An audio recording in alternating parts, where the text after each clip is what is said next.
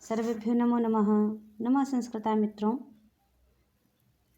आइए, हम सभी ने 25 तक के श्लोकों को देखा था, जिसमें कि वनिचर महाराज युधिष्ठिर से कहता है कि दुर्योधन अपने प्रजा के कल्याण के लिए किन किन उपायों को कर रहा है, कैसे अपना राज्य चला रहा है।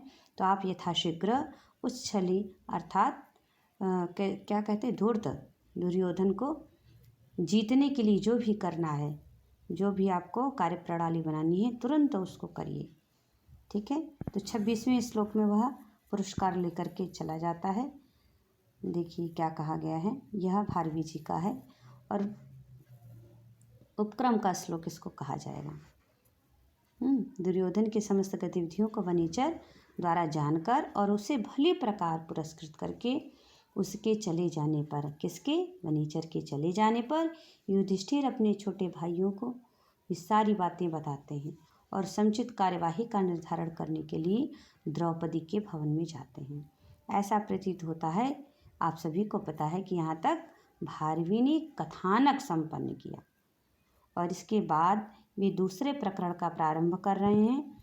वनिचर का दौत्य कर्म संबंधी कार्य यहाँ तक संपन्न होता है। यहाँ तक वनिचर अपना कहता है।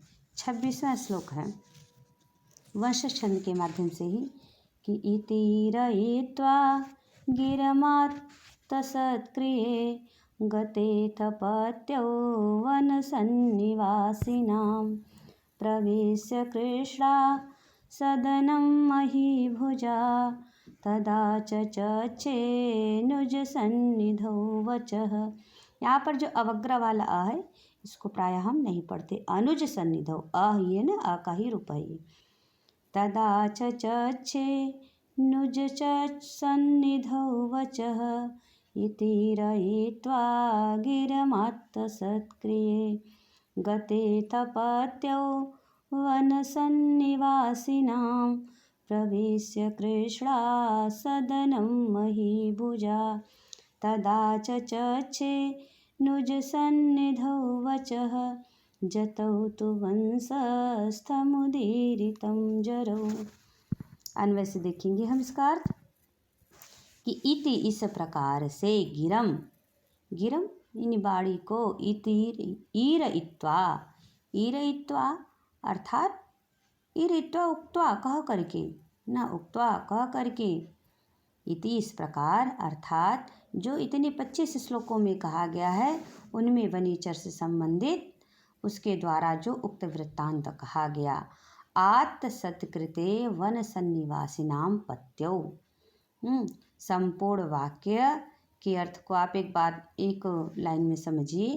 कह रहे हैं कि इस प्रकार से बातें कह करके और सत्क्रिये यानी पुरस्कार ग्रहण करके वन सन्निवासिनाम, वनवासियों के स्वामी कौन, उस वनिचर, वनवासियों का स्वामी कौन है, वन सन्निवासिनाम वनिचरः, वनिचर के चले जाने पर, पत्यौ गते, पत्यौ अर्थात उसके स्वामी के, वन सन्निवासिनाम पत्यौ, पत्यौ का विशेषण क्या है, वन सन्निवासिनाम, वनवासियों के स्वामी, गते उनके चले जाने पर।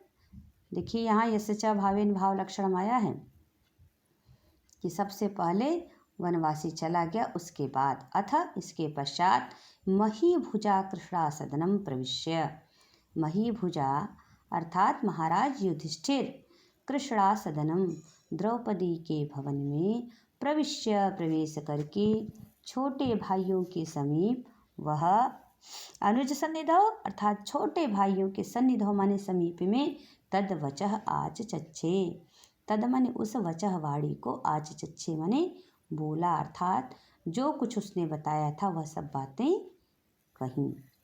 पुनः देख लीजिए, इतीर इत्वा, इति ईर इत्वा गिरम, ऐसे करिए, इति गिरम ईर इत्वा, इति इस प्रकार, गिरम माने बातों को, वाणी को, ईर इत्वा कह करके, आत्सत्क्रिय पुरस्कार इत्यादि को ग्रहण कर, वन सन्निवासी नाम पत्यो गते वनवासियों के स्वामी अर्थात उस वनिचर के चले जाने के बाद, अथ माने उसके पश्चात महीभुजा, महीभुजा युधिष्ठिर के लिए आए हम, महाराज युधिष्ठिर के द्वारा कृष्णा सदनम प्रविश्य, द्रौपदी के भवन में प्रवेश करके अनुज सन्निधौ, अपने छोटे भाइयों के सन्निधौ समीप में तजवचः आज चच्चे, उस वाणी को बोले, यानी वह उनके समीप जो बातें उसने कही थी उसको बताया।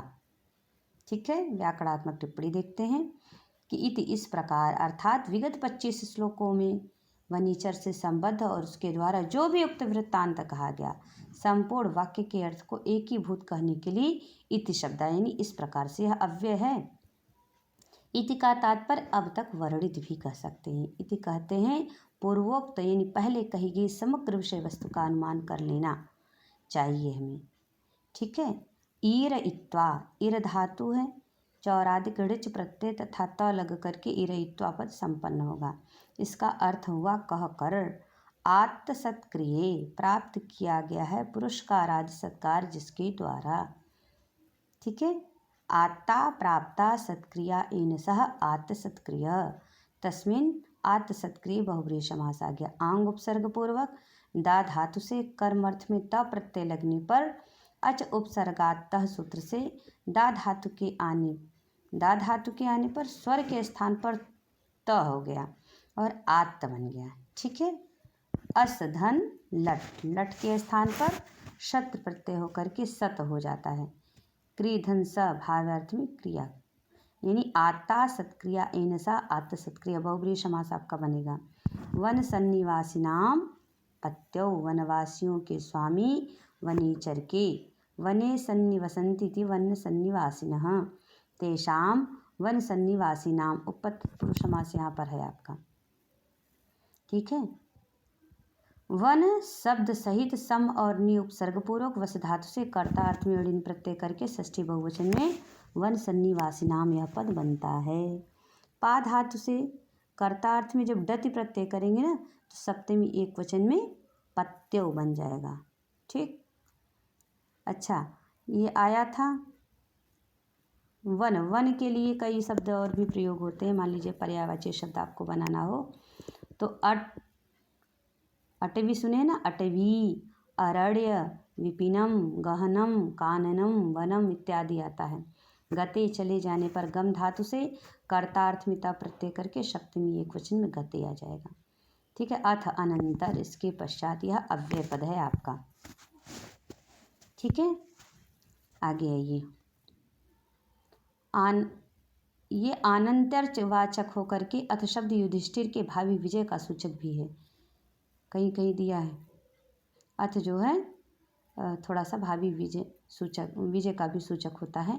इस श्लोक में प्रयुक्त इति और अथ दोनों पद की भी इसी मंतव्य से पुष्ट करते हैं कि वनीचर का प्रकरण समाप्त और द्रौपदी से संबद्ध कथानक जो है आपका प्रारंभ हो गया। इति यानी समाप्त, अथ माने प्रारंभ।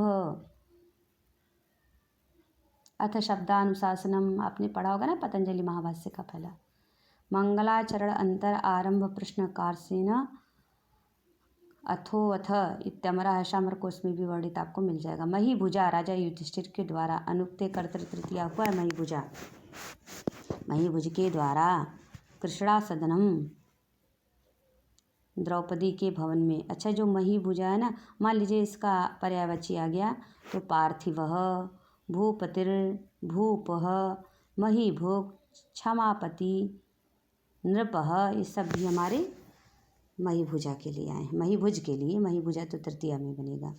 अनुक्त कर्ता, अनुक्त कर्तृ तृतीया, अनुक्त कर्तृ करणे च तृतीया स्यात्, तो इसी सूत्र से यहाँ पर तृतीया होगा। ठीक, आगे कृष्णा सदनम। कृष्णा कौन है? कृष्ण की बहन कृष्णा द्रौपदी के सदनम भवन में।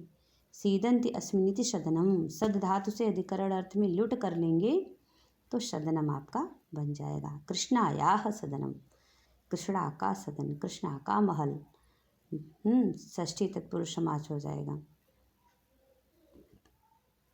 प्रविश्य एक शब्द है, प्रविश्य, प्रवेश करके, प्र उपसर्ग पूर्वक विष प्रवेशनी धातु से कत्वार्थ में लप प्रत्यय लगकर प्रविश्य बन गया।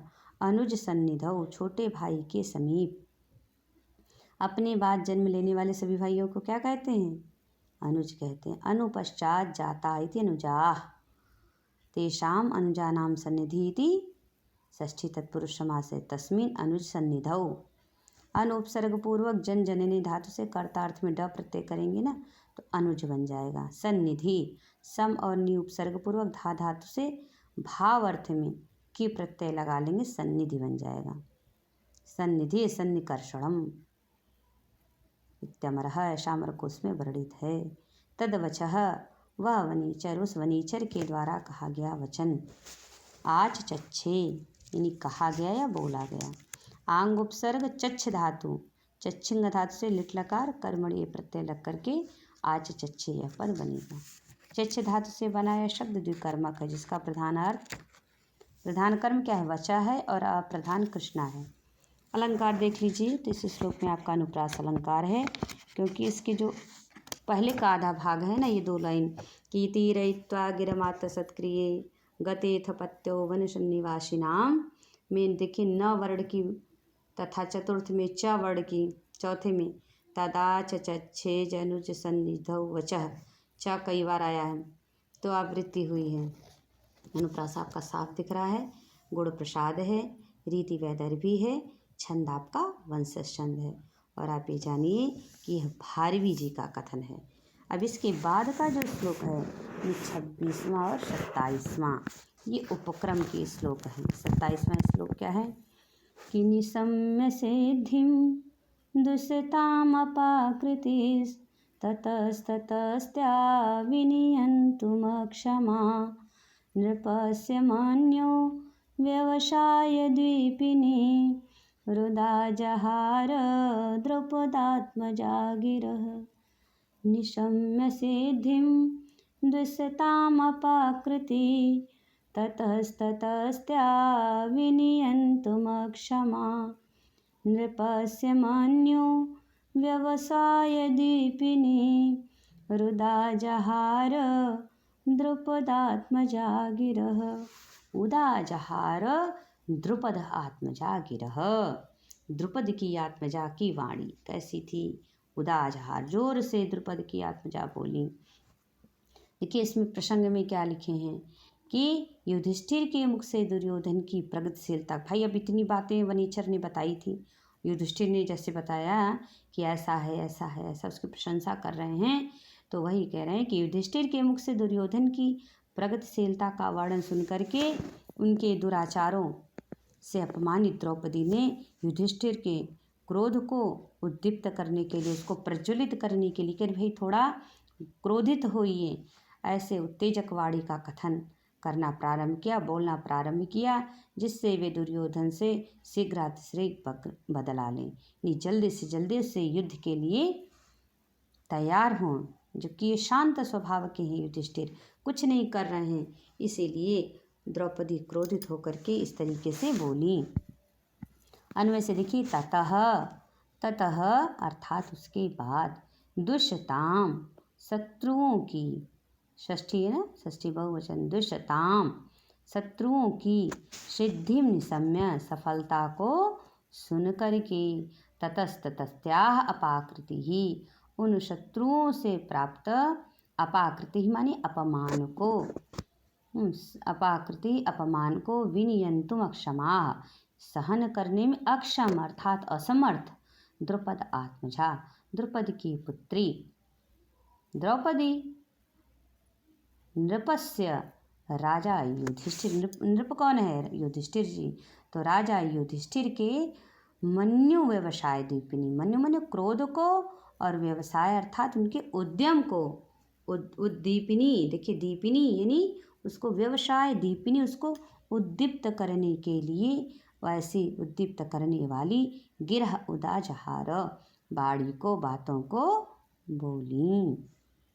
ततः उसके पश्चात दुष्टाम सिद्धिम शत्रुओं की सफलता को निशम्य सुन करके ततस्ततस्याह अर्थात उनसे प्राप्त अपाकृति अपमानों को विनियंतुम अक्षमाः असमर्थ, किसमें? सहन करने में असमर्थ, विनियंतुम अक्षमाः अपाकृति विनियंतुम अपकृत को अपमान को सहन करने में असमर्थ द्रुपद आत्मजा, द्रुपद की पुत्री अर्थात द्रौपदी, नृपस्य राजा युधिष्ठिर की मन्यु व्यवसाय क्रोध को और उनके उद्योग को, उनके परिश्रम को, उनके उद्यम को उद्दीप्त करने के लिए, उद्दीपनी मैंने जलाने के लिए, उसको प्रज्वलित करने के लिए गिरह उदाजहार ऐसी बातों को बोली। उदाजहार मैंने जोर से बोली, तीव्र स्वर में बोली, जगात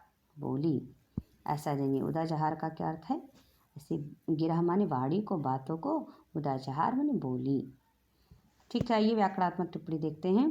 ततः उसके बाद दुष्यताम शत्रुओं की, दुष्यन्ति इति दुष्यन्तः, दुष्यन्ति इति दुष्यन्तः तेषां दुष्यताम, दुष अप्रीतो धातु से दुषो अमित्र सूत्र द्वारा शत्रु प्रत्यय लग करके षष्ठी से सूत्र से षष्ठी होकर बहुवचन में दुष्यताम पद। देखिए दुष्यताम आपका बन रहा है ना, दुष्यताम पद निष्पन्न हो रहा है। सिद्धिम सफलता को शिष्य संदिग्धो धातु से भावार्थ में तीन प्रत्यय कर लीजिए, सिद्धि हो जाएगा। और द्वितीय व्यक्ति एक वचन में सिद्धिम बन जाएगा। निसम्य सुनकर, नि उपसर्ग शम धातु में लेप प्रत्यय करके, दिवादिगढ़ का है ये, नि उपसर्ग शम धातु दिवादिगढ़ का है, लेप प्रत्यय लगकर निशम्य बनेगा।